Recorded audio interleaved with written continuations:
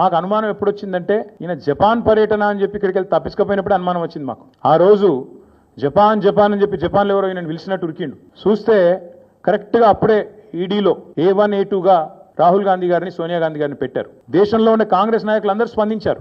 కానీ రేవంత్ రెడ్డి గారు ఈ రోజు వరకు ఒక్కసారి కూడా నోరు విప్పలేదు. ఆ రోజు ఎందుకు అనుకున్న వాళ్ళకి ఇవాళ సమాధానం దొరికిందని నేను అనుకుంటా ఉన్నా. ఎందుకంటే రేవంత్ రెడ్డి గారికి తెలుసు ఈ కేసులో ఆయన కూడా ఉన్నాడు.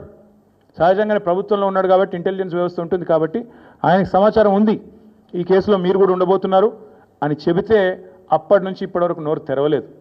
తెరవకపోగా ఢిల్లీ పెద్దలను ప్రసన్నం చేసుకోవడానికి, అక్కడ ఉండే మంత్రులను కాకాబట్టడానికి, మోడీ గారిని అమిత్ షా గారిని ప్రసన్నం చేసుకోవడానికి, బీజేపీతో మరి ఏదో రకంగా ఒక ఒప్పందం కుదుర్చుకొని ముందుకు పోవడానికి ఆయన మౌనంగా ఈరోజు మౌనంగా ఉండి తప్పించుకునే ప్రయత్నం చేస్తూ ఉన్నారు. ఇవాళ మేము తెలంగాణ ప్రజల తరపున ప్రధాన ప్రతిపక్షంగా, అదేవిధంగా భారత రాష్ట్ర సమితిగా ఈ ఉద్యమానికి ఈ రాష్ట్రానికి నాయకత్వం వహించిన కేసీఆర్ గారి తరపున మేము అడుగుతా ఉన్నాం.